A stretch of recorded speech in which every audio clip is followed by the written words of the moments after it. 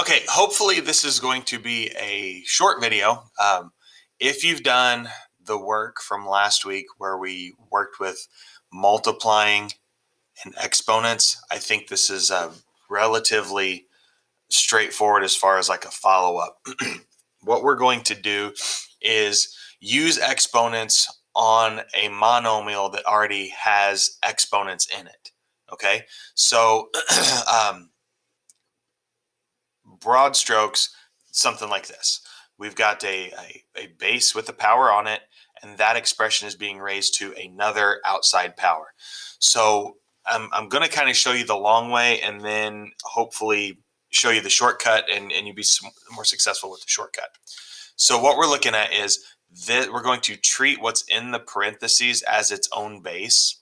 We're going to take x to the second, and we're going to multiply that together 4 times. So I've got x to the second times x to the second times x to the second, right? There's 4 x to the seconds. Well, each of these x to the seconds is a pair of x's. So again, what I'm asking you to do is to rewrite this with a single exponent. So if I take x to the second to the 4th, keep that in mind, you're counting by 2's now. I've got a pair of x's, a pair of x's, a pair of x's, a pair of x's. I've got a total of 8 x's being multiplied together. So I can rewrite that as x to the 8th power. Excuse me. So what the shortcut, and I realize this might be a little too much verbiage in here for this, but you're taking something with a power to a secondary power. The rule's called the power to power rule. If you take an exponent to a secondary exponent, if you take a power to a power, you multiply those exponents.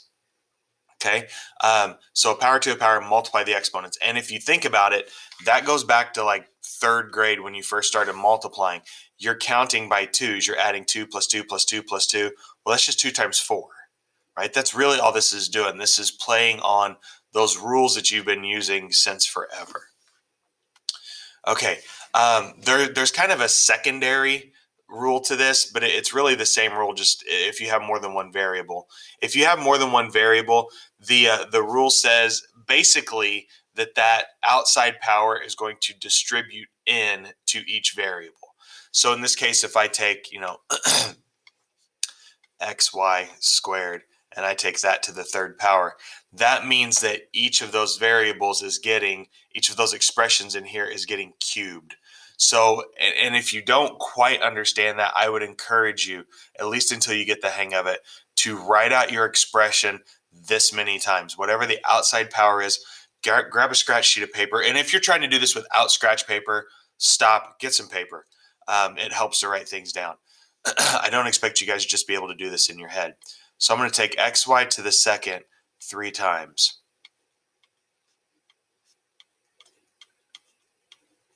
Okay, and then you kind of take a look at what you've got, and then we're going to rewrite that with as few pieces as possible. So I've got an x, an x, and an x, so that's x to the 3rd, right? That's this exponent out here coming inside.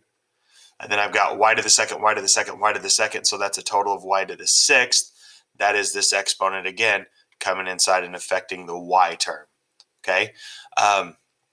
If you have a coefficient, and we're going to do some of these with coefficients with the big number out front, if you have a coefficient, you just do that arithmetic like normal. You take whatever that coefficient is to the outside power. All right, so here's some actual examples. I have people that do this, and I stress it every single time I teach this. You do not multiply a coefficient and an exponent. 2 to the 3rd power is not 6. 2 to the 4th power is not 8. You are multiplying these things. 2 times 2 times 2 times 2, not 2 times the exponent. The kind of bad thing about these, I guess, is because of how exponents work, some of your coefficients can explode and get really big really fast. Like 5 to the 4th power that we're going to do here in a second, that's a pretty hefty number. Okay, but I'm not going to give you anything that you can't, pretty simply work out on a calculator. So 7x to the second, again, until you get the hang of it, that is 7x times 7x. Whoops. So when I find, that's a bad x. So when I multiply these, 7 times 7 is 49, and then x squared, which if you take in the shortcut, right? Just kind of distribute this in here. 7 squared is 49. X squared is, well, just x squared. Okay. Try and take shortcuts on these if you can. Okay. This is the last one that I'm going to write out kind of longhand just because I want to show you what happens with negatives. I'm taking 4x squared to the third power. So, oops, sorry, negative 4x squared and negative 4x squared. So when I multiply these, especially if you take a negative to a power, the signs on that are going to flip-flop back and forth from positive to negative because of what's happening here. When I take negative 4 times negative 4, that's positive 16. But when I multiply it by that third negative 4, that third negative 4, I get negative 64 on that guy. And then x to the second, x to the second, x to the second, that is a total of x to the sixth. Okay? All right, now I'm going to start trying to use the shortcut a little bit more. 5 to the fourth power. 5 times 5 times 5 times 5. That's a big one. And now that 4 is going to come in and affect the x variable. Well, since there's no coefficient on, no exponent on the x, it's just x to the fourth. And then last but not least, the y to the second to the fourth power. So that's going to be to the eighth. My pen is not working here today. All right, just one at a time. Take this exponent that's out here and kind of, I say distribute, but you're not, because distribution says you're multiplying, but you're kind of using that exponent repeatedly inside the parentheses.